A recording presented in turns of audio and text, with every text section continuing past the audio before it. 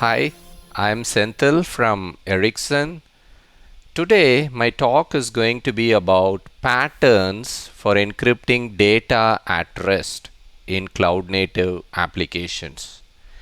Data at rest actually refers to data that resides in some sort of a storage. And nowadays, several applications make use of a huge amount of data.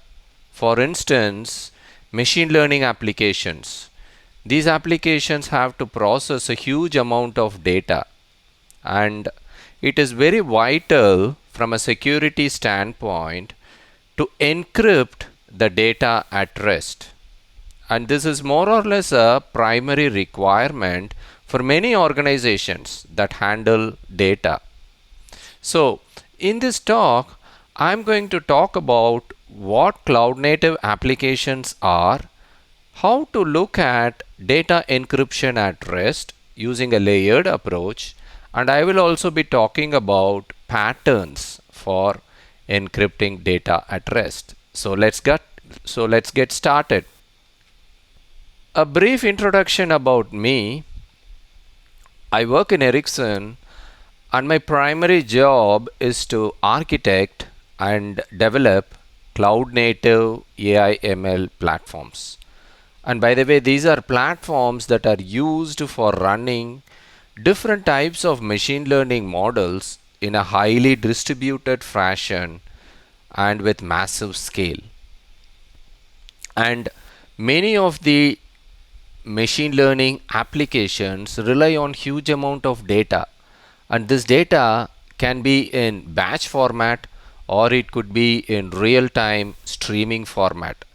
So whatever it is, when data is processed by any cloud native application, it needs to be stored in some sort of a storage. And when data is stored, data needs to be encrypted in order to protect the sensitive information. So that is what I'm going to talk about today. And by the way, I am also the organizer for Kubernetes Community Days Chennai 2022 that is coming up sometime next year, and we are gearing up to hosting the very first event of KCD Chennai 2022. I am maintainer of an open source project called as Kubefledged, which is all about caching container images directly on the Kubernetes worker nodes. I am a tech blogger and I am fairly active in Twitter, and I am a big fan of the Money Heist series in Netflix. And by the way, season 5 part 2 is launching on 3rd December, so don't miss it. The agenda for my talk is going to be 3 different sections. In the first section, I will talk about what is a cloud native application. So why is cloud native application development very popular, and how data is being stored, processed and transferred in a typical cloud native application. My second section of the talk is data encryption at different layers of a cloud native application. This is where I will split the application into different layers, and we will see how we can implement a data encryption solution at these different layers. And third, I will be talking about various patterns for encrypting data at rest. So what is it? So you might have heard about the term cloud native quite often, right? So what exactly is cloud native? Is it just a jargon, or does it has any real meaning? So what is cloud native?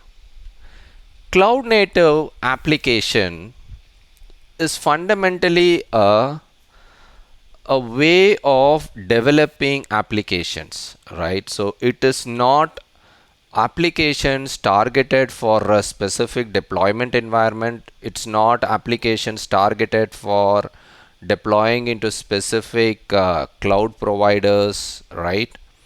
When we say cloud native applications, these are applications that predominantly have more or less these four elements inside in it, right? First of all, DevOps, right? So DevOps way of developing an application and adopting the DevOps principles in developing applications, in maintaining the application, and how different teams collaborate with each other to produce the final piece of application. So that is a key element of cloud native application. And second, you will always see a continuous integration and continuous delivery. So this is actually a process by which the software is developed incrementally, and there is a high degree of automation so that you are able to develop features and push these features even into production on a continuous basis, right? So that is another salient feature of cloud native applications.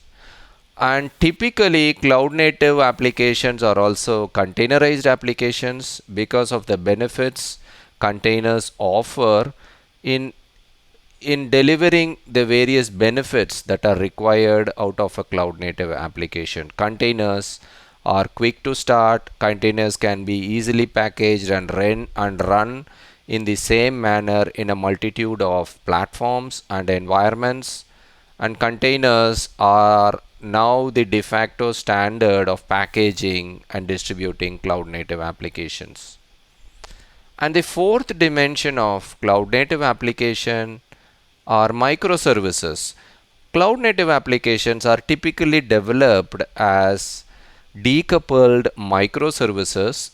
So each and every microservice has the business logic and also the data store required for storing the data. And microservices expose their business logic to other microservices and also to the external environment via clearly defined APIs. So now you have an understanding of what cloud native applications are. Now let's talk about encryption. So in order to explain about encryption, so let me first dissect the entire cloud native application into four different layers. At the topmost layer, we have the microservice, which actually encapsulates the business logic or the programming logic of the application itself. And underneath the microservice layer, we have the database layer. This layer is responsible for storing the data. Invariably, microservices rely on some sort of storage for processing the information and for storing the state of the application. And microservices can also be developed as a stateless microservice, which means it will not be holding the state information or the data information in itself. But typically microservices also have a database in which they store the state of the information, state of the application, and also sometimes the state of the environment in which the application is running. And the third layer is actually the volume on which the database is running. And this is typically a volume that is carved out of a physical disk or a virtual disk, and volumes are the point at which databases create files and store files, right? And the fourth layer is the actual infrastructure layer, which consists of the disks themselves. And these could be physical disks that can be found in disk attached storage on a server, or it could be virtual disks that are created and supplied by the cloud service provider. So whatever it is, a disk is the undermost layer within the entire layered architecture. And when you see encryption through the prism of these different layers, right, data can be encrypted in any of these four layers. For instance, data can be encrypted by the microservice itself before it is stored in the database. So in this case, what happens is, apart from the business logic, the microservice will also have the logic for encrypting and decrypting the data by itself. And it will also rely on some sort of key management system. Either it will be managing the keys itself, or it will be using the service of an external key management service in order to manage the keys, and the microservice itself will be capable of keeping track of what keys are used for encrypting certain piece of data. So it knows how to decrypt the data. So every logic of encrypting the data and also the decrypting of data is taken care by the microservice itself, and the database or any layer underneath it is not doing any sort of encryption or decryption. Okay. Whereas in the second case, where encryption at the database, right, the microservice doesn't performs any sort of encryption or decryption. It handles plain text data, and it is the responsibility of the database to do the encryption. And again, databases can offer many advanced features. For instance, certain databases will be able to generate and manage their own keys, whereas certain databases will again rely on an external service to do that. And again, if you are talking about databases that are consumed as a managed service from a cloud provider, there could be databases which support user managed keys, and there could be databases which support only the cloud provider way of managing the keys. And there could be also performance related implications that you have to keep in mind, because certain database engines are capable of offering very good performance even on encrypted data, but certain database engines are not that performant. So you will have to be very careful in determining whether the performance metrics that is supported by the database will be suitable for you. And also you should take care of what is the overhead that you need to bear in terms of managing the keys, and what are the repercussions if in case a database is getting breached. So those are the other considerations that you need to take care of. And the third thing is volume level encryption. This is where you simply run your database and microservice as is, and both these layers will still be handling plain text, and the entire responsibility of encrypting the data will be taking place at the volume level. So this is where you will be typically using a storage provider, a solution that is provided by the storage provider, which will be responsible for encrypting and decrypting the data. And if, for instance, if you are talking about a Kubernetes environment, then you will probably make use of a CSI based provisioner for provisioning these volumes. And provisioners come in different feature sets. So you may have to check whether a volume provisioner supports encryption at the volume level, or they support the encryption at a storage class level, and what is suitable for your use case. And accordingly, you will have to choose the solution. And finally, the last layer for doing the encryption is the disk itself. And these are disks that could be either physical disks or it could be virtual disks. So whatever it is, the encryption and decryption takes place at the disk level. Okay. So typically these are implemented by using certain kernel modules, and these kernel modules will actually intercept the data that is actually getting written into the file system on the disk, and these kernel modules will be capable of managing the keys and encrypting and decrypting the data. So as you see, there are 4 different layers at which you can implement the encryption at rest, and there are actually benefits, merits and demerits of each of these layers. So that is what we are going to talk about in the subsequent slides. So let's enter into the patterns for encrypting data at rest, right? And let's say encryption by the microservice itself. So what happens in this way of encrypting data at rest? So we saw that earlier. So this is the case in which the application microservice itself has the logic or the responsibility for encrypting and decrypting the data.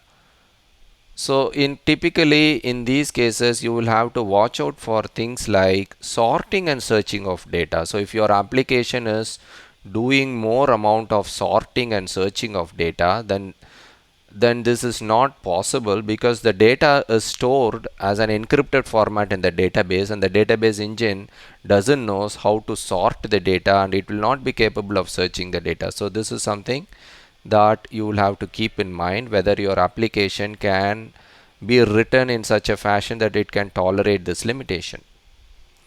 And by the way, if you are having existing applications which are already talking to a database, right, and it could be expensive for you to redesign applications, for you to introduce the logic of encrypting and decrypting the data in your application. And by the way, this pattern of encrypting at the microservice level has the least attack surface. The reason being, at the very first layer itself where the data is generated, the data is getting encrypted. And as the data passes through the underneath layers, it passes in an encrypted fashion, which means the attack surface in this case is the least. So you get a high degree of protection for your data. And of course, at the using this pattern, you should be very mindful of key management issues, because the key management is now the responsibility of the application. And of course, the application can rely on other microservices to perform the key management activities, but at the end of the day, the application is still accountable and responsible for doing the key management related activities. So this is something that you will have to keep in mind if you are going to choose this pattern. The next pattern is encryption by the database itself. Now this is where the database itself has the necessary capability to do the encryption and the decryption. And by the way, predominantly this requires the database containers to be run in privileged mode. And this might not be suitable for special use cases, special security requirements. So your organization might be having some security guidelines which will prevent you from running privileged containers in production. So this kind of pattern you will have to carefully choose and see whether the database is capable of performing the encryption even when it is run without the privileged mode. And most of the databases that provide the encryption functionality use a tool called as DMCrypt, and typically these databases have written some wrappers around DMCrypt in order to provide some functions and key abilities that the database engine can use. So you will have to be aware what kind of mechanism that the database employs, or what is the functionality that the database employs, whether it uses DMCrypt kind of solutions, or the database itself has its own solution for encrypting and decrypting data. And in this kind of pattern, you will see limited support in open source software. So typically if you are used to using open source software as your database solution, you will see that not every open source solution has this capability, and you will nevertheless have to invest in commercial plugins or enterprise licensed versions of your database if at all you choose this pattern. But at the end of the day, it is a decision that you will have to make, considering the benefits and benefits and the overhead that you will have to bear in terms of cost and complexity. And database encryption is very simplistic because you don't have to rewrite your applications, and you don't have to also consider changes to your storage solution or changes to your infrastructure in order to encrypt data at rest. So it is highly a plug and play solution if at all you find the right fit of database solution for your applications needs. The third pattern that I want to present is volume level encryption. And you will typically find this pattern of encryption widely used in public cloud environments. Public cloud providers invariably provide you with volume services which have inherent capability of encryption. And certain public cloud providers also provide you the mechanism of managing the keys yourself rather than the cloud provider managing the keys. So that could be another sweet spot for you to consider public cloud providers managed service for volume encryption. And third party storage providers, many of the storage providers support volume level encryption, and these storage providers have encrypted, sometimes they have implemented their own key management solution for managing the keys, or sometimes they allow you to bring your own key management solution which the storage provider will talk to. But invariably we are seeing many such storage providers supporting volume level encryption. So this could be a choice for you if you have the capability of choosing the storage provider, and if you have the control over the infrastructure aspects of storage on which your application is running. And by the way, CSI plugins also have support for encryption. By the way, they have exposed some APIs of the storage provider, but not all CSI plugins have exposed the complete encryption feature of the storage provider. So there are some limitations that you might encounter in CSI plugins. So if you are deploying Kubernetes applications which rely on CSI plugins to provision volumes, then you will have to carefully see what is the support that is provided by the CSI plugin. Or sometimes you may have to write your own CSI plugin which has the complete functionality that you require for data encryption at rest.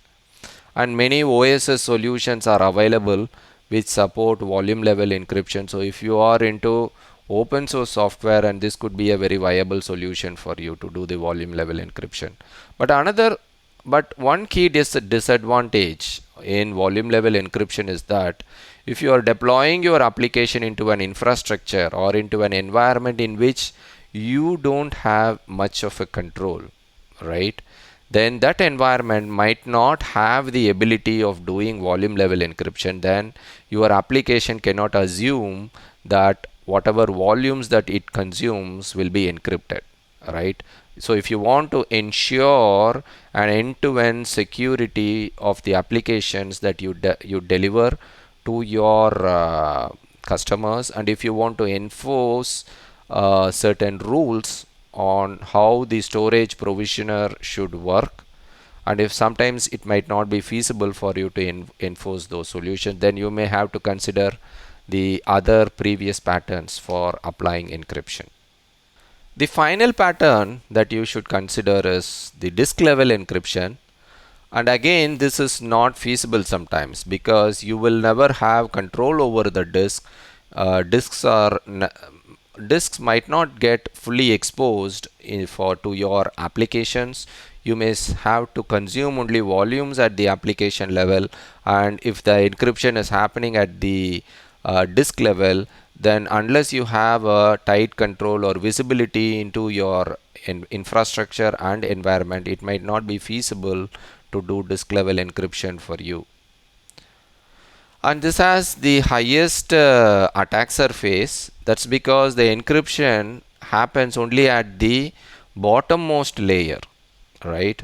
So at the microservice layer, at the database layer, at the volume layer, everything is plain text. Only when the data enters at the disk, then the data is encrypted. Okay, so which means the attack surface is high. The attacker can still steal the data at the microservice level, at the database level, or even at the volume level.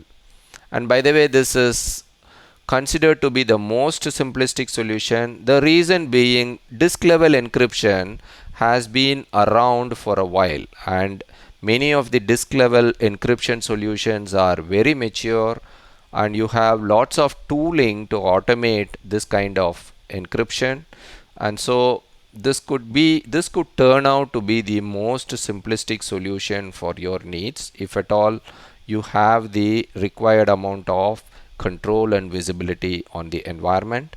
And by the way, you have the luxury of a standardized format for hard disk encryption. For instance, LUKS, which is actually a Linux based format for disk encryption, which means your applications could be highly portable, because then you rely on a standardized format of disk encryption. So these are some of the advantages that you gain out of disk level encryption. But again, as I said earlier, you will have to have good control and visibility on the infrastructure. So if you are deploying your application into an environment which you can design, in which the infrastructure portion is something that you can design upfront, in which you can enforce certain rules, in which you can bring in your disk level encryption solutions, then this could be a most simplistic solution. But again, the attack surface on this pattern is very high. So if you are looking for a highly sophisticated, highly secure solution, then this might not be suitable for you. Okay, so these are some of the considerations that you may want to consider. Okay, now that's it. I am more or less at the end of my presentation. So we talked about what cloud native applications are, what are the salient features of cloud native applications, and then we saw what are the different layers of a cloud native application and how encryption can happen in these different layers. And finally, we talked about the various patterns, and inside each of these patterns, what are the considerations that you should be aware of, what are the benefits, and what are the disadvantages in each of these patterns. So using this information, I hope you will be able to choose what is the right type of data encryption at rest solution for your needs. So with that, I come to the end of this presentation.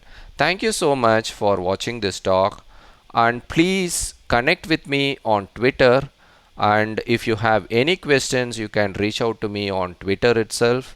Thank you so much. Have a nice day. Bye bye.